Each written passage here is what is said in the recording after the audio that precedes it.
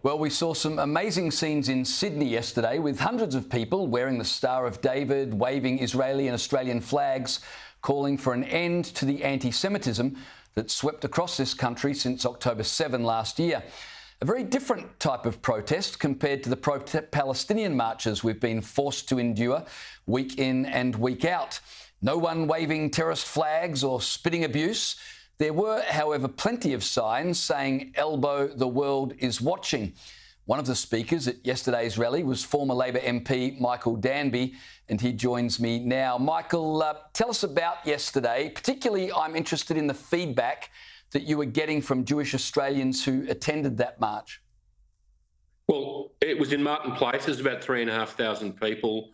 The reaction was very strong, and they weren't just Jewish Australians. There were a lot of Christian people there, and a lot of people from Iran and from the Indian community. And basically, they're tired of the government allowing our streets to be dominated by what they regard as extremist Islamist elements. But the line that I said about the government ministers spending their time in synagogues and at Holocaust centres, that they would be better out in Lakemba telling some of those extremist preachers who were saying the Jews should be killed, that it's not the Australian way of talking, and we expect them to behave themselves. And if they don't have Australian citizenship, they should be out. The line that got particularly the biggest interest, because there are a lot of Israelis there who some of whom are Australian citizens, was about Tony Burke. And I explained that Tony Burke has instituted this discriminatory tourist plan where only young Israelis from the only democracy, no other democracies have it happen to them, whether it's Greece or the United States or the UK, where they are given a 13-page questionnaire interrogation by Tony Burke about their army service, who their relatives are, who else of their relatives served in the army. Very detailed 13-page interrogation. And people thought that was really unfair, that people from Russia or China, which are totalitarian states or authoritarian states, don't face similar interrogations by Tony Burke when they come to this country. And they think it's very unfair that Israelis, all of whom who have to do national service, and he knows that very well, are subject to this very detailed and very strange and, I would argue, suspicious interrogation. What are they accumulating all these details for, James? Who are they going to share them with?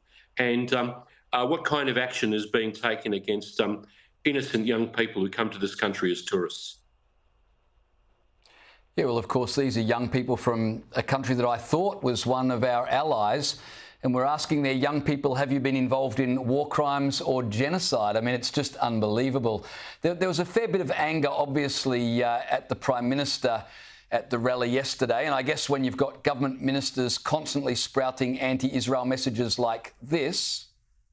We expect Russia to abide by international law and end its illegal and full-scale war on Ukraine. We expect China to abide by international legal decisions in the South China Sea. We expect Israel to abide by international law. So be it anti-Semitism or Islamophobia. The government's criticised for always saying anti-Semitism alongside Islamophobia. James Patterson says that's part of the problem, that you should just call out anti-Semitism for what it is, because it's worse now than anything else. Sorry, so should we turn a blind eye to Islamophobia? Is that what the coalition's saying? If James Patterson thinks there's no Islamophobia in Australia, he's wrong. He didn't say that, though. He said that when something happens, it should be enough to just denounce anti-Semitism. He went on to say that they're not at the same levels.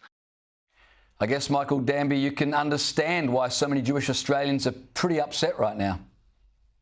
Well, again, James, I just want to emphasise that it was more than just Jewish Australians, and I think Australians generally don't like, and the polls show this domination of our streets by what they perceive as extremist groups. And this demonstration was a cry from the heart that represents most Australians, in my view, that, the ministers just don't get it. I mean, a synagogue has been burnt to the ground. I said I was coming from burnt Melbourne, and this was the winter of anti-Semitism in Australia that got a very strong reaction. It's just not good enough to talk about other discriminations which shouldn't exist, and if there's some graffiti on a bridge in Sydney, I'm against it too. But it doesn't compare with burning down a synagogue or blockading 300 people. It was in Sydney, this rally, in the Great Synagogue, which is in famous George Street in Sydney just last week. I think the Premier of New South Wales ought to be imitated by the Premier of Victoria, and there should be a ban on all blockades or political protests outside any religious institution, whether it's a Hindu shrine, a Jewish synagogue or a Catholic church.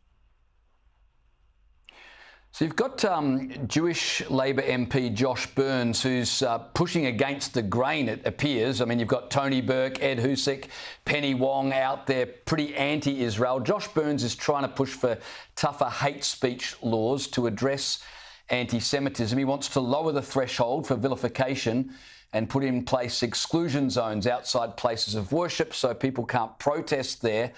Two questions, Michael Danby. Do you think his proposal will get off the ground?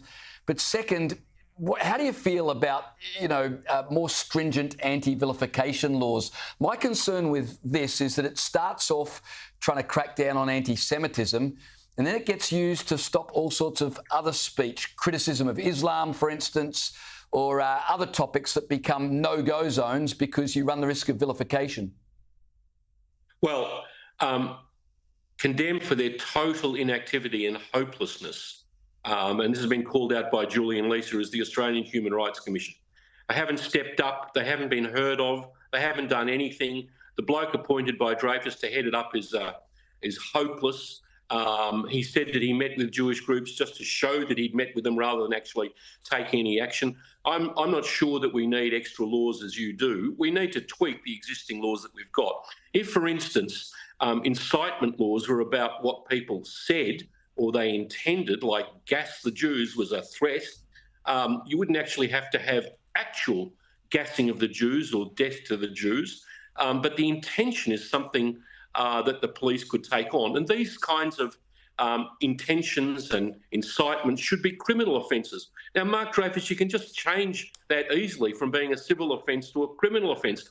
If those terrible people who yelled and defamed Australia on the steps of the Opera House by yelling out "gas the Jews," and I don't believe for a second the false explanation proffered by the New South Wales Police that it was "wear the Jews," if those people had been facing criminal charges and their intentions were able to be judged in court, then we'd be in a lot stronger position. So it's very easy to change this. Don't need a big investigation. I'm pleased there is some investigation being made into it, and I agree that there shouldn't be demos outside any religious site, not just Jewish synagogues, but any religious site, including mosques. So there are solutions to this without restricting people's freedom of speech, James. Yeah, absolutely. Michael Danby, appreciate your time tonight. Thanks for joining me.